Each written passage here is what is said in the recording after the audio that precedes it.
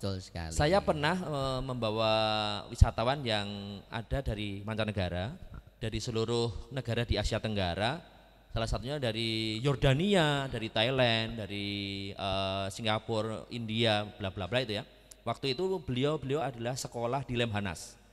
Nah, perintahnya dari Dinas Pariwisata DIY dan kita menjemputnya di Kepatian. Jadi kan dia berkunjungnya ke gubernur. Dia pengen tahu tentang Yogyakarta selengkapnya sampai kemudian ada kunjungan karena dia semuanya ternyata apa? Militer. Saya nggak kelihatan, nggak tahu kalau dia itu militer basicnya itu. Kali dia saya nggak tahu itu bintang 1, bintang 2, bintang 3 nggak tahu. Ternyata mereka sudah pejabat tinggi semuanya. Nah, ketika dia ganti seragam di hari keduanya, baru saya kaget. Oh, ternyata mereka sudah jenderal-jenderal semuanya yang saya sampaikan ini. Iya. Posisi waktu itu saya ceritakan sedikit ketika dari Jogja dari hotel menuju ke pembuatan baju militer yang ada di Seritek. Sepanjang perjalanan itu saya akan cerita tentang pertanian, kemudian struktur pemerintahan sampai kemudian saya menggunakan baju gagrek Ageman Ngayu Hujan itu mulai dari bebetannya gimana, pakai kamus lontongnya bagaimana, timangnya bagaimana, pakai sordanya, pakai belangun, kemudian pakai keris. Itu semuanya teman luar biasa itu. Istimewa Yogyakarta memang tiada matinya Iya, ya. betul. Budayanya memang Iya, luar luar biasa. Nah, ini yang harus kita pertahankan. Karena kalau kita bisa mempertahankan nilai-nilai budaya negara itu Iya. atau daerah itu pasti akan menjadi daerah yang kuat, teman-teman Amin, semuanya. iya. Ya.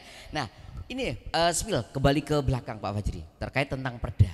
Nah, kalau di Bali itu kan ada sweeping Pak Fajri. Nah, apakah mungkin nih di Jogja suatu saat karena perda ini sudah muncul dan sudah diketok dan sudah sosialisasi juga karena teman-teman semuanya juga sudah ada yang paham terkait tentang perda pergub yang sudah dipelajari sedemikian rupa, dengan adanya perda ini apakah suatu saat ketika nanti terjadi kegiatan pariwisata di daerah Yogyakarta dan itu nanti ada beberapa guide ataupun dari TL dari luar ataupun dari daerah sendiri mungkin ya yang mungkin belum masuk sebagai seorang tour guide yang berlisensi ataupun berKTP, apakah akan ada mungkin seperti sidak ataupun sweeping seperti itu biar kita itu bisa memaksimalkan pemandu-pemandu wisata yang ada di daerah. Ya, pasti. Ada yang bawa KTPP atau KTAN boleh pinjam? Ya. Barangkali ini menjadi penting sekali buat kita semuanya. Ya. Pinjam ya Mas ya? Iya. Ini salah satu anggota yang ada di DPC HPI Gunung Kidul.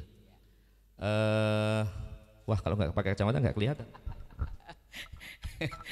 Sudah faktor X ini. Ada Mas Mujiran nih. Jadi Mas Mujiran ini udah memiliki KTAN, kartu tanda anggota nasional ya, yang ada di DPP HPI. Kemudian ini ada Ujud tentang lisensi dulu namanya, sekarang jadi KTPP atau kartu tanda pengenal pariwisata. Nah, untuk mendapatkan ini ada prosesnya. Oh pasti dong. Ya kan? Kalau tadi Pak Caroni meminta apakah ada pendataan atau sweeping, justru dari Perda dan Pergub itu amanahnya jelas. Nantinya ada pendataan dan operasi tentang tugas kepramusataan. Satu, jikalau seseorang itu melakukan tugas kepramusataan tanpa mempunyai payung hukum ini, tidak punya kartu tanda pengenal pramusata, 3 kali dia akan operasi, dia kemudian akan diberikan surat peringatan. Nah, hingga kemudian sampai 3 kali ini peringatan itu, peringatannya apa sebenarnya? Diminta untuk mengikuti sebuah proses pelatihan atau diklat. Jelas ya dengan konteks yang sekarang kita bicarakan. 3 kali kena sweeping dia hanya kasih surat peringatan. Sampai 3 kali kemudian dia diminta oleh dinas kasih surat ikut diklat. Kemudian setelah ikut sampai kemudian diingatkan sampai 3 kali dia ikut diklat, yang keempatnya kok ketangkap lagi. Dendanya berapa? Ah ini perlu tahu saya. 15 juta. Wah 15 juta dendanya. Payung hukumnya jelas, bicara hukum kita tidak sembarangan dan saya berjuang dengan kawan-kawan ada senior kami yang juga sekarang menjadi ketum di DPP, Pak Imam, saya, Pak Roy dan sebagainya itu hampir 1 minggu proses untuk mempelajari naskah akademiknya di kampus dan juga di salah satu lembaga itu jam 7 pagi sampai jam 8 malam selama seminggu 7 hari. itu melelahkan, tapi hasil karyanya ini sebuah bermanfaat buat masyarakat di daerah Luar Sumatera biasa, Barat. tepuk tangan Ya. dong. Nah ini menarik Pak Ya, Fajri. satu itu ya, Nah. itu baru yang orang di Jogja, baik itu KTP-nya Jogja atau bukan orang Jogja, ketika ketangkap ya 15 juta. Itu ya. Dan itu nanti datanya Tidak ada. pandang bulu. Siapa yang akan melakukan tugas itu? Yang melakukan tugas adalah Satpol PP, Satuan Satpol Polisi PP. Pamung Praja, yang Heeh. dia sekarang juga punya baju khusus kan dia? Betul, betul, Ya betul itu sekali. satu Satpol PP, dua Dinas Pariwisata itu selesai lanjut. Kemudian stakeholder yang lainnya termasuk keterlibatan tentunya Satpol PP akan mengajak kejaksaan, pengadilan negeri, hingga kemudian polisi pariwisata termasuk stakeholder. Ada pariwisatanya di situ, ada asitanya, ada PHRI termasuk HPI. Wah. Tapi bukan HPI yang akan menangkap karena HPI nanti betul, jeruk betul. minum jeruk ya, Iya, nggak boleh. nggak gitu. boleh. Nah, ketika menemukan seseorang, saya punya ini atau ini sekarang Mas Mujiran kok dilelah masuk angin, dititipkan sama temannya yang kerja. Kamu kerja wae, tapi pakai KTP saya. Ini dipinjamkan, dipindah tangankan. Ketangkap temannya Mas Mujiran ini bawa KTP Mas Mujiran akan kena denda 25 juta rupiah. Luas. Jadi tidak sembarangan ini. 25 juta. Ini tidak sembarangan ini. Jadi Iya. ini penting. Kalau udah punya ya harus dipegang erat, jangan sampai hilang. Tidak boleh Ini dipindah sebagai senjata tangankan. ekonomi buat rumah tangga kita juga. Betul Iya, betul sekali. itu. Itu kemudian membuka celah juga bagi wisatawan mancanegara. Umpamanya seorang tour leader, dia mandu sendiri karena udah paham Jogja. Saya nggak butuh karena bahasanya juga bisa menguasai bahasa Inggris, saya juga sedikit bahasa Indonesia. Datang ke Jogja membawa tamu menjadi tour leadernya sendiri, belanja ke art shop gitu. Ketika ada proses ketangkap tour leader ini kena proses sweeping tadi atau pendataan lagi, dendanya luar biasa Mas. 100 juta rupiah. Dari luar ya, itu 100 Itu juta tour rupiah. leader dari luar negeri akan kena denda 100 juta Duitnya rupiah. pirang tumpuk, wiwukah banget ini. Begitu caranya. Tapi intinya gini Mas Fajri ya, berarti ketika nanti ada sweeping dengan Ya. adanya perda ini, Ya. tidak serta merta langsung di istilahnya ditindak. Tidak, Berarti Tidak. ada SP, ada, ada arahan ada. untuk bisa masuk ke asosiasi, begitu ya? Kembali kita basicnya atau dasarnya budaya. Ah, Kita benar. juga punya hati. Ha. Jadi kalau mau kerja di Jogja, silahkan ikuti aturan di Jogja. Oh iya. Luar biasa Jogja ini. Tidak betul. kemudian langsung menghukum masuk penjara, enggak. Iya, iya, Diingatkan iya. dulu.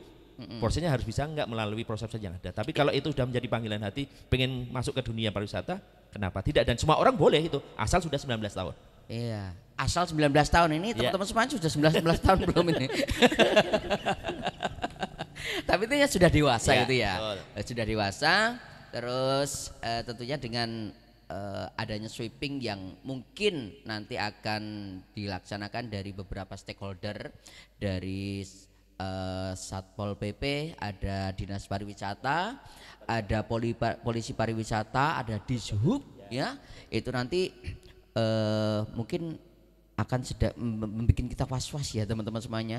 Nah ini berlaku nggak Pak Fajri, umpama nih saya dengarkan untuk KTP ini kan berlakunya tidak seumur hidup ya, harus ada pembaruan itu. Umpama ini nanti ada yang mungkin telat kayak gitu, ketika seandainya ada sweeping, delalahnya itu apa istilahnya, kebetulan kok bisa kena sweeping itu, apakah juga ada teguran yang sama atau pembeda gitu?